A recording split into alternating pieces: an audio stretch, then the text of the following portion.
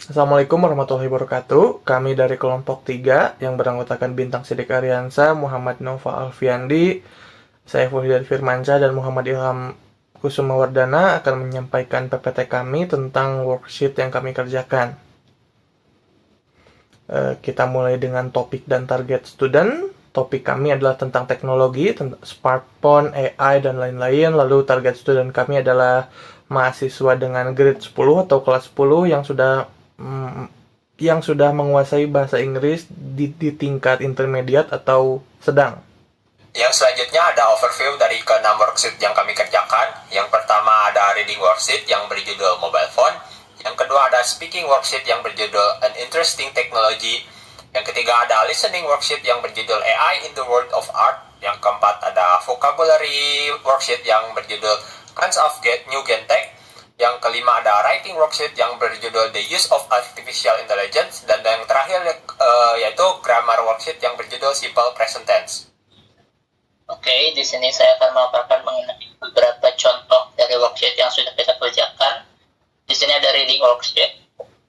Kami mengambil topik mengenai mobile phone.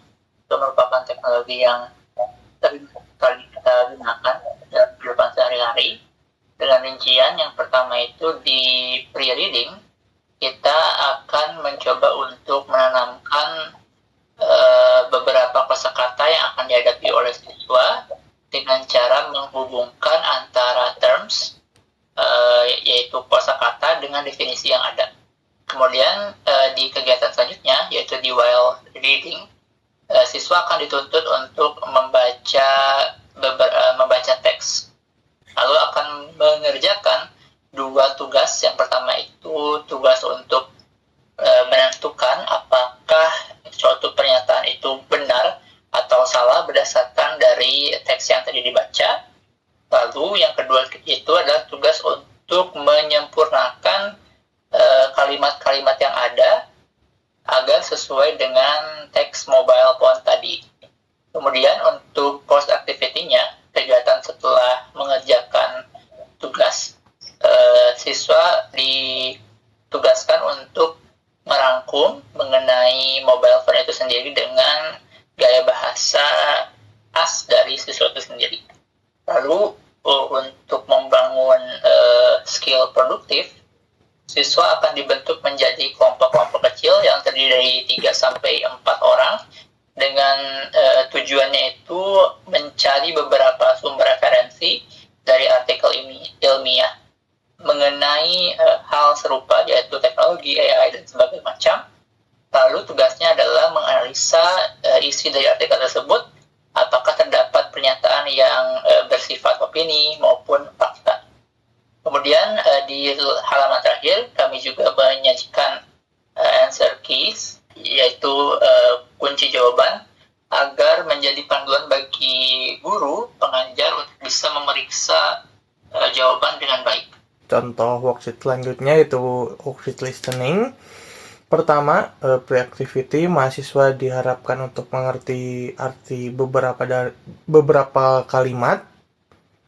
kata, maaf. Pertama, siswa diharapkan mengerti arti beberapa kata, lalu dilanjutkan dengan trigger question untuk menambah relevansi siswa. Lalu while listening activity, yaitu mahasiswa mendengarkan audio recording yang sudah disediakan, yang saya dapatkan dari artikel Medium tentang AI dalam dunia artistik. Mahasiswa juga diharapkan mengisi beberapa word yang hilang di dalam teks yang sudah disediakan. Lalu terakhir, post activity, mahasiswa diharapkan bisa menceritakan ulang dan menjelaskan dan menjawab beberapa pertanyaan yang sudah disediakan untuk menyesuaikan apakah siswa mendengarkan dengan seksama. Tentu saja ditambah dengan kunci jawaban untuk menjadi acuan benar apa salahnya jawaban dari siswa. Kemudian lanjut kepada bagian teori yang kita gunakan dalam pembuatan lembar kerja ini. Yang pertama ialah three-phase technique atau teknik 3 fase, yang mana pendekatan ini membagi skill reseptif proses pembelajaran menjadi 2, yaitu reading dan listening, ke dalam 3 level sistematis, yaitu yang pertama pre-activity atau activity siswa sebelum memulai pembelajarannya untuk mengaktifasi students prior knowledge atau pengetahuan landasannya terlebih dahulu. Selanjutnya ialah while activity atau kegiatan ketika pembelajaran sedang berlangsung, yang mana ini bertujuan untuk melatih kemampuan fokus seperti scanning untuk informasi secara spesifik melalui benar atau salah atau sentence completion. Dan kemudian yang terakhir ialah post activity, di mana kegiatan setelah pembelajaran berakhir. Kegiatan ini bertujuan untuk mengencourage atau meningkatkan kemampuan berpikir kritis siswa melalui diskusi berkelompok dan juga merangkum sebuah teks. Yang selanjutnya ada genre-based approach. Genre-based approach yang itu pendekatan pembelajaran yang berfokus pada teks. Pendekatan ini memandang bahwa bahasa selalu digunakan dalam konteks sosial tertentu untuk tujuan tertentu. Seperti pada model teks yang kita kerjakan, yaitu seperti teks model writing yang membahas mengenai AI. Dan itu juga membuat student dapat menganalisis struktur dan juga kosakata sebelum mereka melakukan sebelum mereka menulis secara independen.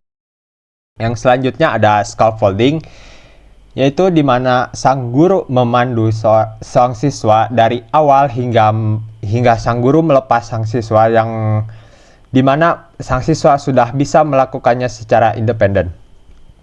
Kemudian untuk teori terakhir yang kita gunakan ialah PPP model atau merupakan kependekan dari Presentation, Practice, and Production, yang mana teori ini diaplikasikan untuk membangun kemampuan bahasa siswa secara progresif, yang mana dimulai dari mature delivery atau penyampaian materi, yang mana itu merupakan bagian dari presentation tentunya, dan juga menggunakan useful phrases atau frasa-frasa yang berguna, dan juga structural grammar formula atau rumus gramatikal secara terstruktur.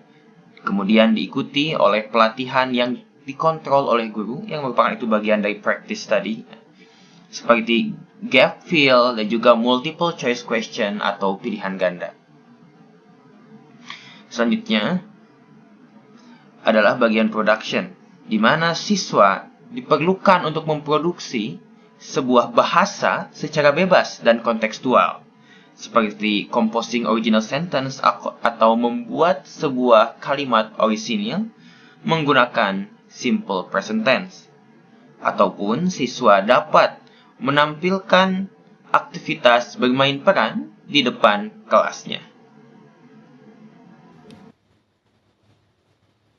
Oke, selanjutnya kita akan membahas mengenai keunggulan dari worksheet kami.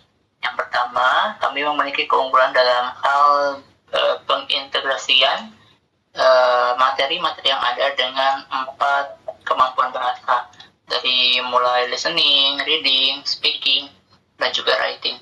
Tidak hanya itu, kami juga menambahkan beberapa komponen bahasa seperti struktur gramatikal dan juga kosakata yang tentu akan menunjang siswa dalam membangun pemahaman mereka tentang bahasa itu sendiri.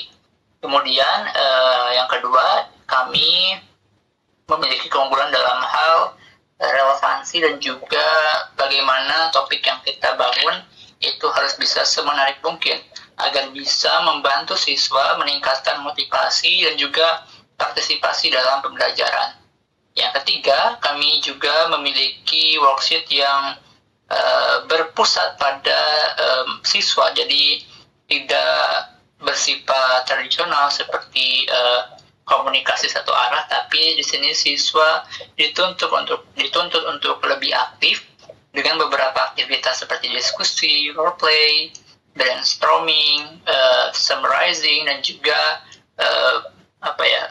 pertukaran ide atau opini. Lalu yang terakhir, kami selalu berupaya untuk menyajikan material yang otentik dan juga relevan dengan bagaimana keadaan siswa, agar tidak ada yang namanya kesenjangan antara apa yang diajarkan kepada siswa di kelas dengan situasi di real life, itu di dunia nyata. Lalu selanjutnya ada challenge atau kesulitan. Pertama adalah balancing difficulty level. Kami mencoba menyesuaikan kesulitan dalam worksheet kami yang tidak boleh terlalu mudah ataupun terlalu sulit. Lalu kita juga memilih dan memilah appropriate content. Itu konten-konten yang dapat kami gunakan di worksheet kami agar relevan dan cocok untuk siswa agar tidak melebihi atau kurang dimengerti oleh siswa. Lalu berikutnya ada developing authentic material seperti yang disebutkan sebelumnya.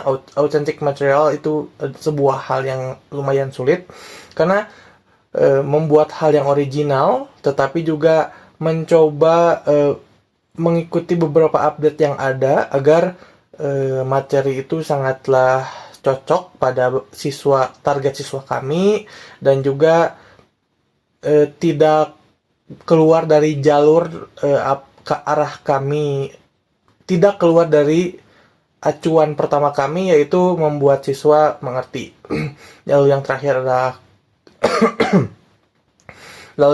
adalah group collaboration, yaitu bagaimana kami sebagai grup membagi responsibility atau tugas-tugas, lalu mengatur waktu untuk mengerjakan worksheet ini agar masing-masing dari kami mengerjakan bagian kami sesuai tanggung jawab. Berdasarkan pemaparan sebelumnya, maka dapat disimpulkan bahwa topik utama kami ialah di keseluruhan lembaga kerja benar-benar memfokuskan kepada tema, yaitu teknologi, yang mana tentunya termasuk modern subtopik seperti kecerdasan imitasi atau AI, kemudian barang elektronik, dan juga hal-hal yang berhubungan dengan internet. Methodological approach atau pendekatan metodologis, di sini kita juga menerapkan genre-based learning seperti yang sudah dipaparkan, yang mana dalam pendekatan ini kita menjelaskan atau memperkenalkan struktural dan juga fitur linguistik dari teknologi itu sendiri yang berkesinambungan dengan teks sebelum siswa dapat memproduksi secara mandiri. Dan yang terakhir ialah lingkaran struktur belajar dari siswa, yang mana sebelumnya kami telah menjelaskan bahwa kami menggunakan PPP atau Presentation, Practice, and Producing, yang mana mengutilisasikan dari Presentation, Practice, dan Production, di mana model ini diharapkan dapat membangun kompetensi bahasa siswa secara progresif yang bergerak dari pemaparan materi, kemudian latihan terbimbing, dan akhirnya kepada memproduksi bahasa secara personal atau secara mandiri. Seperti itu. Baik, mungkin segitu presentasi dari kami kelompok 3. Saya Bintang Sidik Aryansa, Muhammad Ilham Kusumawardana, Muhammad Naufal Alfiandi, dan Saiful Firmansyah pamit undur diri. Assalamualaikum warahmatullahi wabarakatuh.